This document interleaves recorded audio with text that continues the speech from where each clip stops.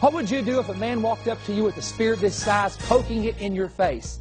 This is the size of the spear that a giant named Goliath had when David fought him in 1 Samuel. I'll be talking about that and much more on today's program.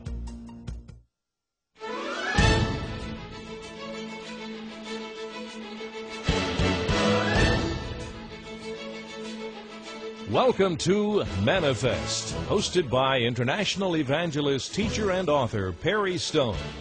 On today's program, you will experience a powerful right now word that will change your life forever. Enjoy unique insight into prophetic and practical truth as Perry ministers using biblical word studies, ancient Jewish history, and Hebrew customs that will cause the Scriptures to come alive as never before. It's time to feast on fresh manna, so get ready to be blessed and encouraged. And now, here is your host and teacher, Perry Stone. Well, welcome everyone to another program. This is Perry Stone. Welcome to Manifest, our weekly program that is aired on this station. We have been touching on the subject of the mystery of fallen angels, giants, and evil spirits. And I have been talking about how that up until the 4th century, the following was believed by Jewish sources, rabbinical sources, early church fathers. And when you do a study from the Word of God, you can see how all this comes together. It was believed that there was a group of fallen angels, or let me say angels, that came down to earth to teach men righteousness. When they took upon themselves the form of flesh, they went into the daughters of men, Genesis chapter 6, and produced a race of giants. Now, these giants were somewhere between 8 feet to possibly as high as 15 feet tall. And these race of giants then corrupted mankind. They corrupted the thinking of mankind. They corrupted men with wicked imaginations. In fact, if you'll read Genesis 6, it alludes to the fact that possibly one of the reasons God sent the flood of Noah to wipe out the entire earth was these giants were literally populating throughout the entire world and were corrupting the imaginations of men and women to the point that God said, I can't have it anymore.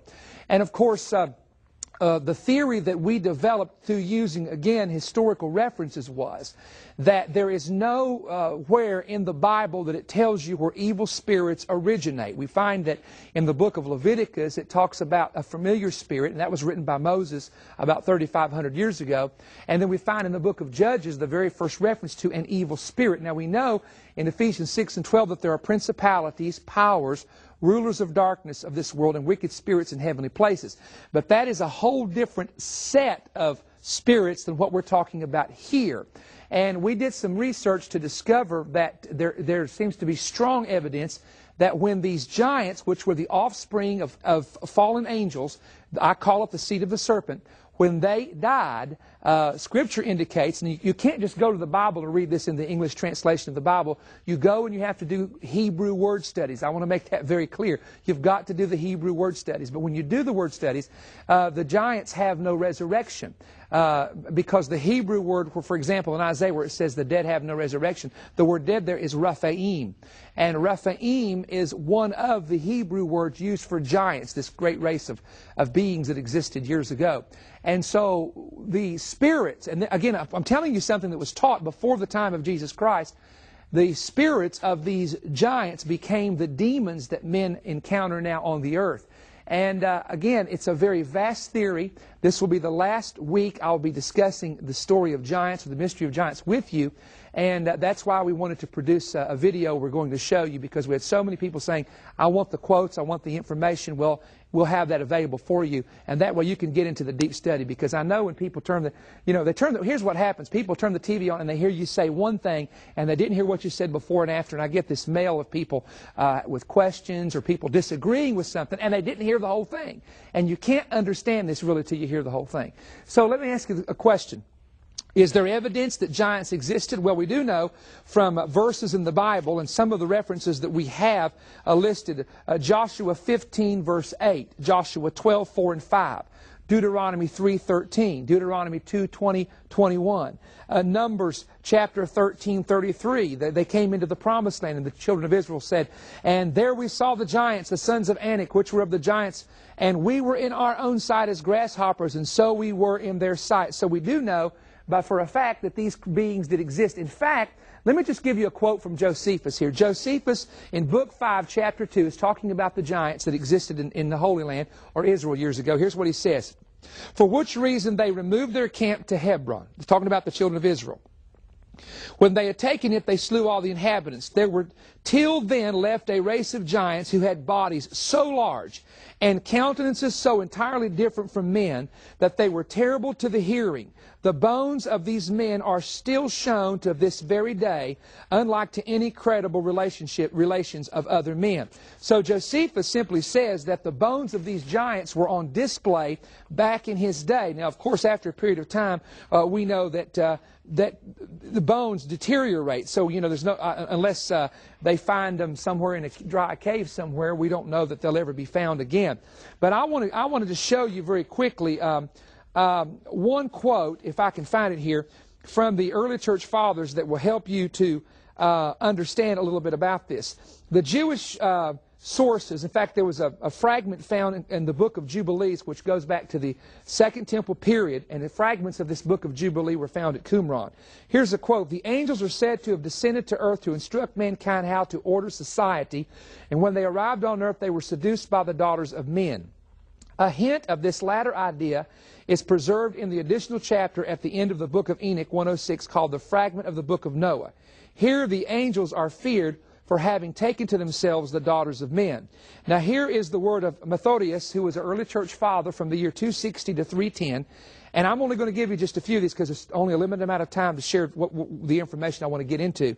Quote, the devil is a spirit made by God and in the neighborhood of matter, as of course the rest of the angels are. And he was entrusted with the oversight of matter and the forms of matter.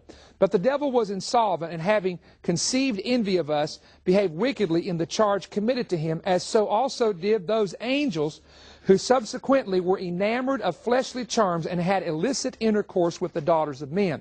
I have several pages of quotes from Clement of Alexandria and some of the early church fathers, and they all indicate this, that the teaching was that fallen angels took upon themselves the form of flesh. Now, again, not having the necessary time to cover this, I will, though, for you that are getting the tape, I will tell you all the theories about angels and how angels can do this, and how when they take upon themselves the form of flesh they can be tempted and tested, and give you all the quotes in the history.